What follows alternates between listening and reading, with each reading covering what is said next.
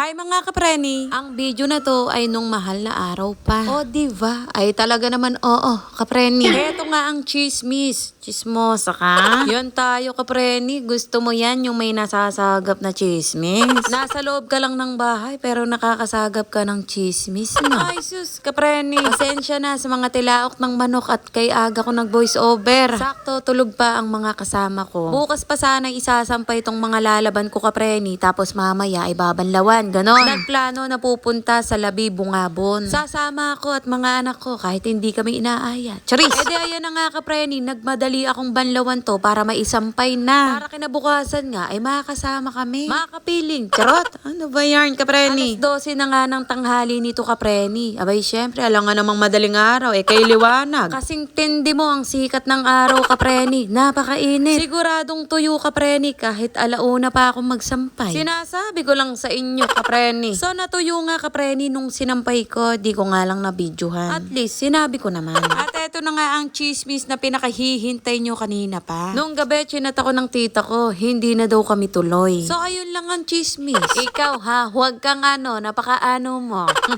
Akalain mo yon kapreni, nagagawan ko ng voice over kahit naglalaba lang ako. Katagal ng kasunod na video. Ubos na ang mga sasabihin ko. Ubos na ang laman ng utak. Charis! Maliligo na sana sa ilog, napurnada pa kapreni no. Ako yung tipong napakasipag maglaba pero hindi nagkukusot. Doon tayo sa masipag ang kapreni. Paikutin sa washing machine, ox na yon, pwede na yon. Okay na yan, okay na to. O diba, ganun sana kapreni. Baka naman next video na. Ay bakit hindi pa lumalabas? Budang tagal ba yan? Panibagong video, panibagong topic.